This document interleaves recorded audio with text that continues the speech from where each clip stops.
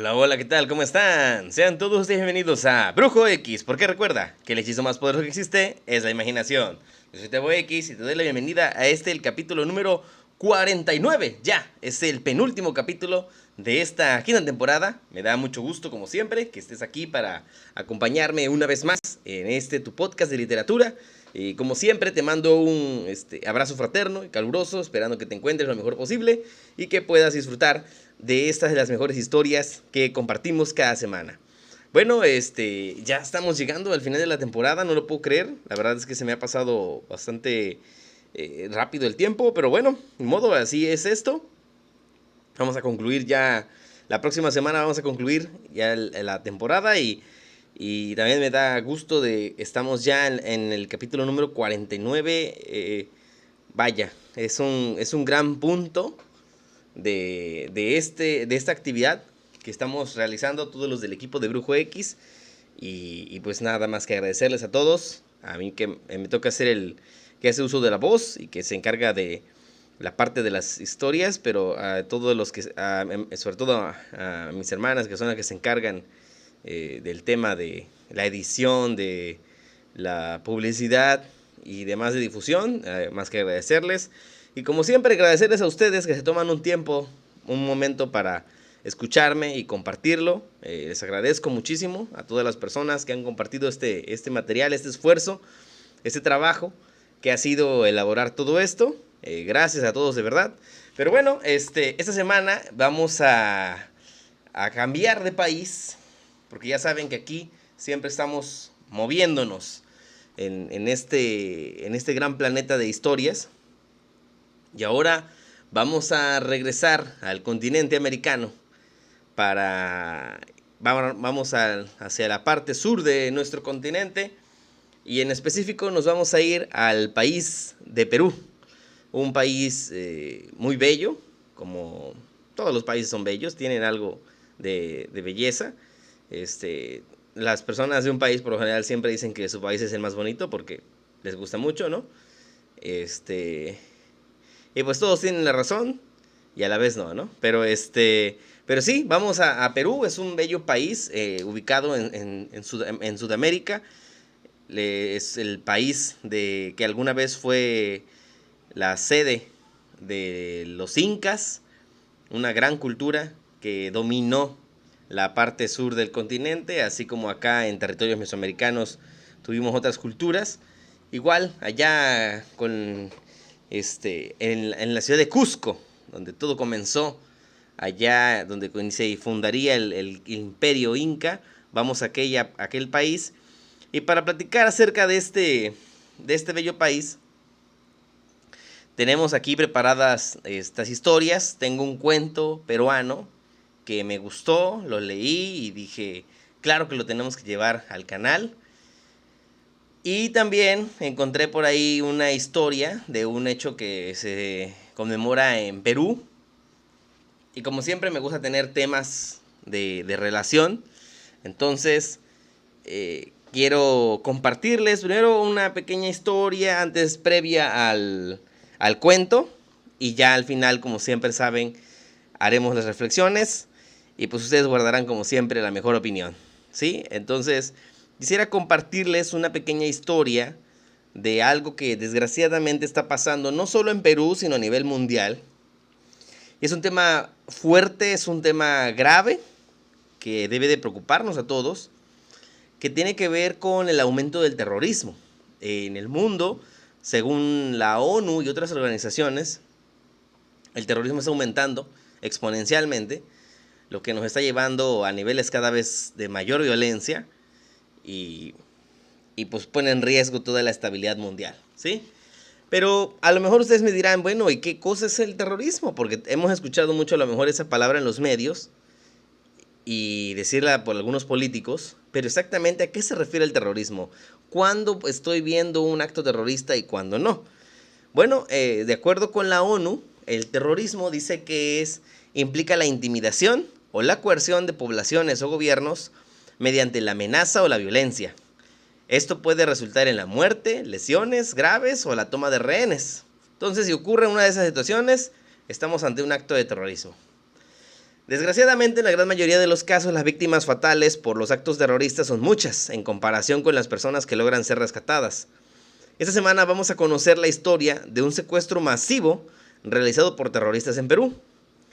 A finales del siglo XX, los atentados terroristas eran tristemente más comunes de lo que deberían ser, y en aquellos años la televisión le daba cobertura total a los eventos en donde grupos opositores secuestraban y realizaban ataques en contra de los gobiernos. Durante los años 70 y 80, por ejemplo en los Estados Unidos, Estados Unidos patrocinó guerras y golpes de Estado en toda Centroamérica y parte de Sudamérica.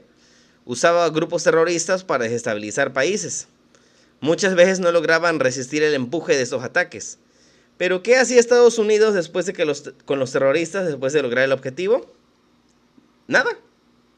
Los dejaba ahí, a un montón de hombres y mujeres con armas y entrenamiento, y esperaba que simplemente un día desaparecieran. Estos montones de terroristas entrenados con tácticas militares que de la noche a la mañana se quedaban sin dinero de los Estados Unidos para continuar sus actividades bélicas, pues buscaban nuevas formas para tener un ingreso. Y entonces surgieron los secuestros y las extorsiones que se convirtieron en el mayor negocio. Perú, como muchos países de la época, estaba sufriendo la existencia de grupos armados en su territorio. Y la última década del siglo XX llegó al poder un hombre que representaba la fusión entre los miles de migrantes por la Segunda Guerra Mundial y el bloque capitalista occidental. Se trataba del presidente Alberto Fujimori. Fujimori es un ciudadano peruano de padres japoneses, nacido en la capital del Perú.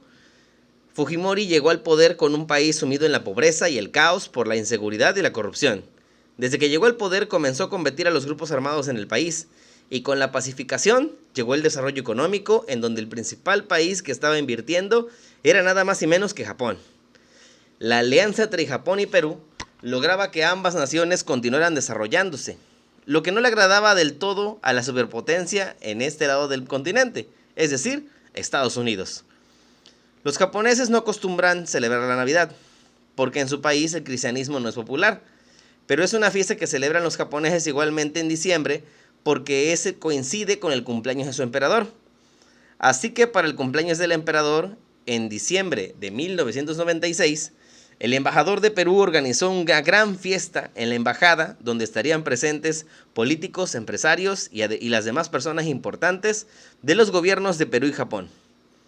El 17 de diciembre de 1996, la embajada de Perú en Lima, sede de la gran fiesta donde estaban reunidas muchas personas muy poderosas, y el equipo de seguridad se limitó a cuidar la entrada principal porque toda la embajada tenía altos muros.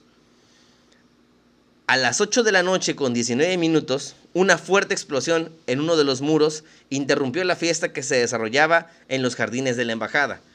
El embajador japonés y sus 500 invitados corrieron a refugiarse dentro de las instalaciones de la embajada cuando vieron que 14 sujetos armados entraron al lugar. Los guardias del embajador fueron rápidamente superados y asesinados por los terroristas, y todo el equipo de seguridad que estaba fuera de los muros no pudieron reaccionar con la velocidad necesaria para responder a la agresión. En cuestión de minutos, los terroristas se habían encerrado junto con los rehenes en la embajada. De todas las partes del mundo llegaron a Lima los periodistas para transmitir en vivo el secuestro. Los secuestradores se identificaron como miembros de un grupo armado revolucionario y querían un intercambio de los rehenes a cambio de la liberación de 462 prisioneros que se encontraban en una cárcel por los delitos de terrorismo, asesinato, entre otros. Las horas se convirtieron en días y la situación no parecía mejorar. Los terroristas sabían que era muy difícil controlar un grupo tan grande de rehenes, así que a cambio de negociaciones menores empezaron a liberar a las mujeres, niños y gente mayor que consideraron de poco valor. Entre las personas que liberaron estaba la mamá del presidente Alberto Fujimori, pero como ellos no sabían quién era, la dejaron ir.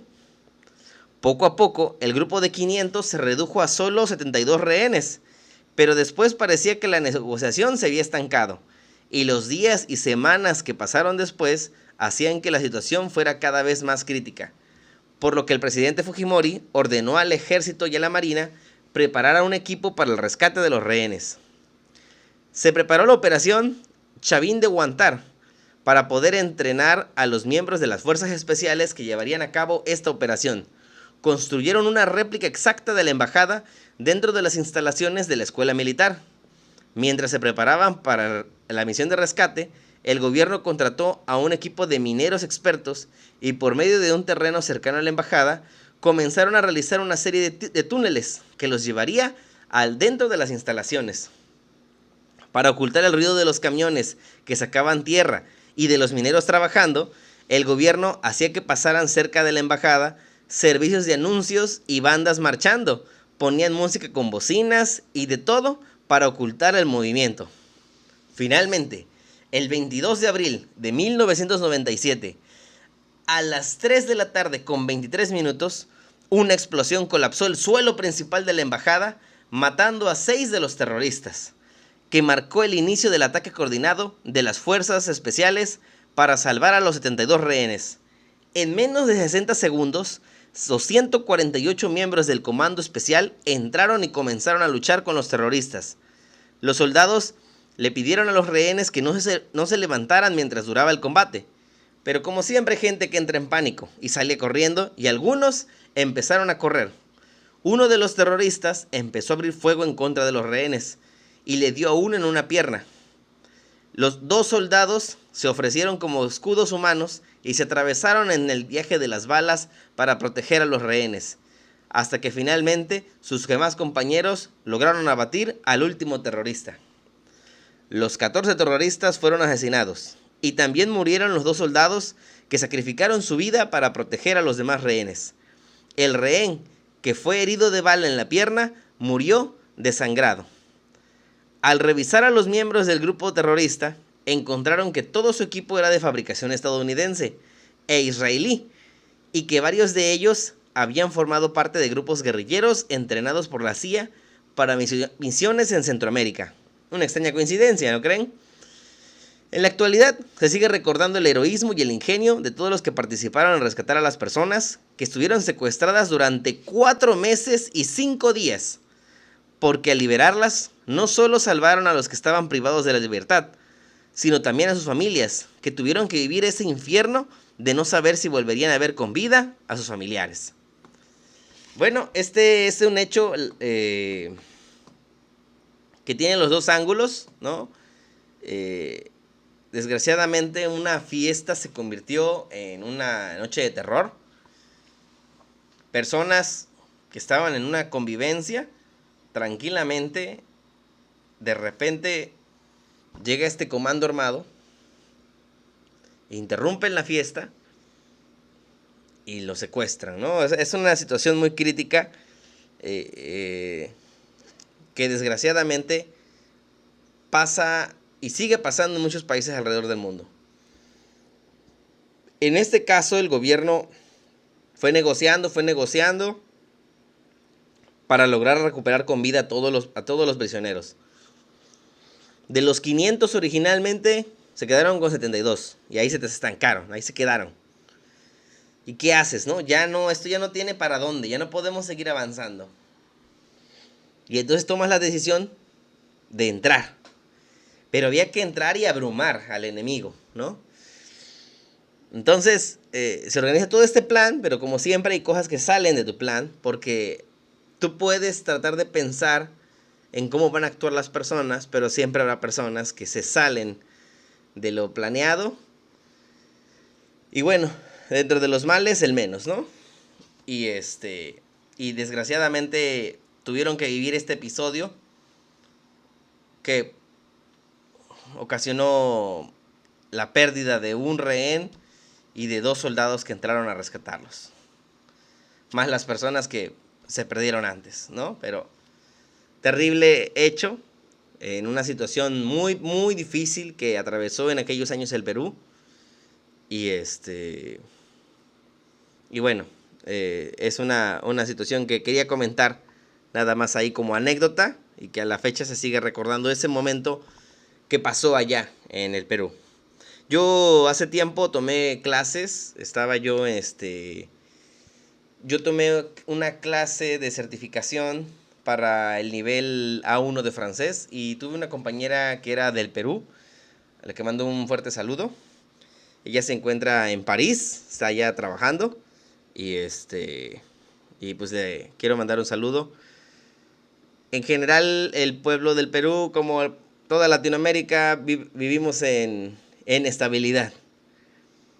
Y aunque actualmente todos hemos tenido algún tipo de crisis, como siempre, latinoamericanos y de todos los países, nos entendemos en este tipo de tragedias, ¿no? Entonces, un abrazo y mi admiración para el pueblo del Perú. Pero bueno, ahora vamos con el cuento de esta semana, que espero que les guste, es un cuento peruano. Y y el cuento de esta semana se llama El cóndor y la muchacha.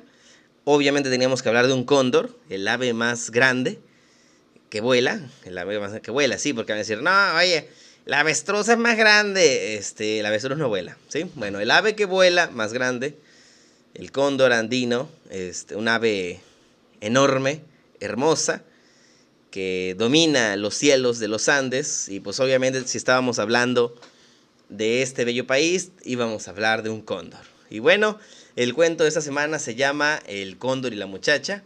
Espero que sea de su agrado, que les guste tanto como a mí. Y bueno, pues sin más preámbulos, comencemos. El cóndor y la muchacha. Antes de iniciar, un poco de contexto.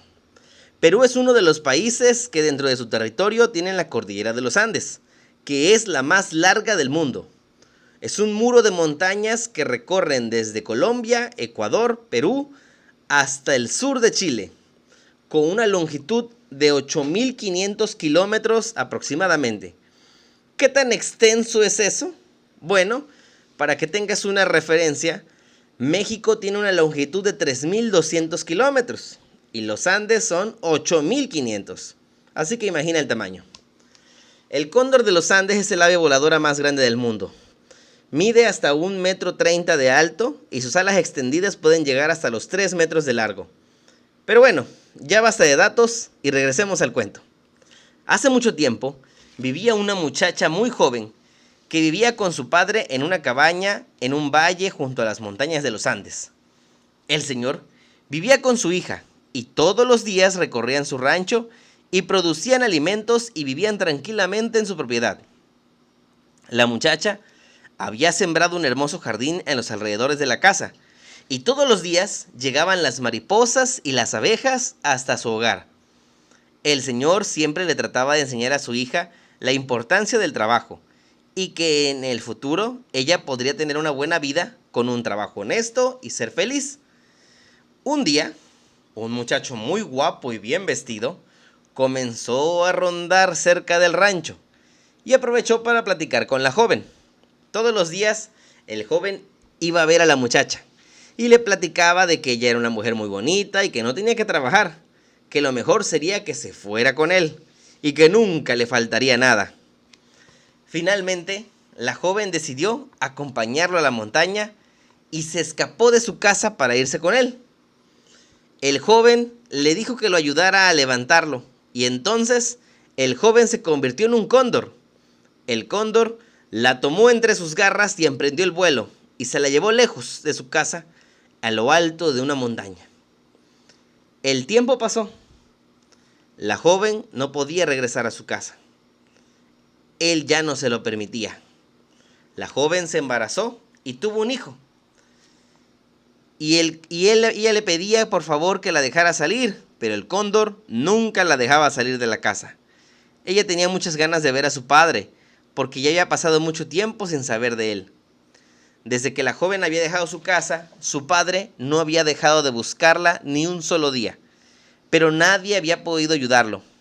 En la búsqueda, el señor había decaído mucho su salud, y su rancho era ahora una sombra triste de lo que alguna vez había sido el rancho más productivo y bello del valle.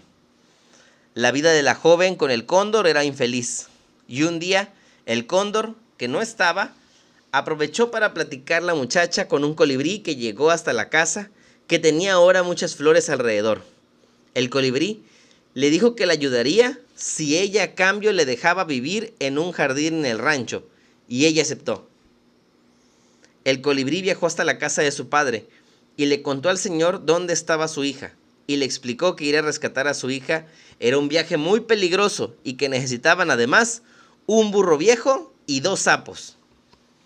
Una vez que llegaron a la montaña donde vivía el cóndor, sacrificaron al burro, aventándolo al fondo de un barranco, y el aroma al animal muerto hizo que el cóndor bajara a comer. Mientras el cóndor no estaba, llegaron el señor, el colibrí y rescataron a su hija y a su nieto, y dejaron en su lugar a los 2 sapos. Cuando el cóndor regresó a la casa y vio los sapos en lugar de la joven y su hijo, le preguntó al colibrí que volaba por ahí si sabía qué había pasado. Y le dijo que alguien que iba recorriendo las montañas en dirección opuesta a donde vivía, la joven los había hechizado. Y desde entonces el cóndor se fue volando buscando al hechicero inexistente. Al llegar al rancho, el padre, feliz de tener a su hija de vuelta hablando con ella, y le dijo que el verdadero amor es aquel que da libertad. Quien te quiere privar de hablar con otros o te encierra bajo el argumento de cuidarte, en realidad no te ama. Ser libre y feliz son cosas que siempre debes valorar. Y nunca dejes que nadie te quiera limitar. Tú puedes llegar tan lejos como quieras y ser feliz debe ser siempre tu meta. Fin. Bueno, esta es la historia de esta semana. Del cóndor y la muchacha. Es un cuento corto, pero es una historia que también nos habla de ese tema de la... en las 2 historias platicamos de gente que te priva de la libertad, ¿no? Y en el segundo caso, el cóndor y la muchacha, es un cuento peruano que trata de ayudar a prevenir con las muchachas, con las señoritas, de que pues no se dejen deslumbrar por lo que una persona les quiera decir de aquí vas a tener todo, tú no tienes que hacer nada, simplemente vas a ser una prisionera, ¿no? Ah, bueno, qué bonita cárcel de oro, ¿no? Ah, gracias por tenerme aquí, cautiva. Entonces, más que nada a eso se refiere. Este cuento trata de prevenir eso, de que las personas se den cuenta de que no le puedes poner precio a tu libertad. Y que el amor, el verdadero amor, puedes distinguirlo de lo que no es amor, de las personas que te quieren privar de lo más esencial. Hay personas que ya no pueden ni hablar con su familia una vez que se casan. O sea, las alejan de todos. Se alejan de sus amigos, se alejan de su familia, se alejan de todo. Porque pues ya se casaron, ¿no? Entonces, esta cuestión del respeto y del sentimiento debe ser entendida como esa forma de manipulación muchas veces que ocurre, y de cómo se hace esa a través de todos los trucos, porque cuando una persona es convencida, la persona muchas veces se avergüenza, porque aunque la persona pueda ser víctima de violencia, la persona muchas veces siente que todo eso fue su culpa porque ellos fueron accediendo a cosas, ¿no? Dice, yo lo acepté, yo le hice caso, etcétera. Y después ya no se quieren ir de ahí por múltiples razones. Pero la principal muchas veces es la vergüenza y la culpa de si yo hubiese sido más lista, si yo me hubiese dado cuenta, si hubiera puesto más atención, si yo hubiera hecho caso, si hubiera escuchado, etcétera, si hubiera. Pero al final no estamos resolviendo el tema de fondo, que es que nadie te tiene que hacer eso. Nadie te tiene por qué agredir, por qué privar de eso, ¿no? Entonces, yo espero que no estés pasando ningún tipo de esas situaciones. Y si las estás pasando, date cuenta. O así como dice el meme, ¿no? De amiga, date cuenta. O amigo, date cuenta, ¿no? Entonces, dense cuenta de eso. Valoren esa situación. Valoren el tema de la libertad. De lo que ustedes pueden hacer o no hacer. Y y quiéranse mucho a sí mismos. Y por favor, pues no se dejen pasar por ese tipo de cuestiones, porque siempre habrá gente que, así como los que se metieron a la embajada, así como el Cóndor, tratan de manipularte, extorsionarte, intimidarte, lo que sea, para obtener un fin. Y luego es difícil, ¿no? Entre ser valiente es difícil. Por todo lo que expliqué, ¿no? Y también porque puedes llegar a crear un lazo de dependencia emocional muy fuerte. Pero bueno, lo importante es que seamos conscientes de ello y de que no nos resignemos a no poder cambiar nuestra realidad, ¿sí? Bueno, esta fue la historia de esa semana. Espero que te haya gustado. Recuerda que si te gustó esta historia, puedes compartirla. Estamos en todas las redes sociales, en YouTube, TikTok, Instagram, Facebook. Te agradezco. Si te gustó, compártelo. Es completamente gratuito. Y igual si tienes alguna petición de alguna historia en particular o de algún tema, háganmelo saber. Ya saben que estoy abierto a leer y contestar sus comentarios. Les agradezco a todos, como siempre, porque recuerda que esto es Brujo X. Y recuerda que el hechizo más poderoso que existe es la imaginación. Yo soy Tavo X y te espero aquí la próxima semana. ¡Hasta la próxima!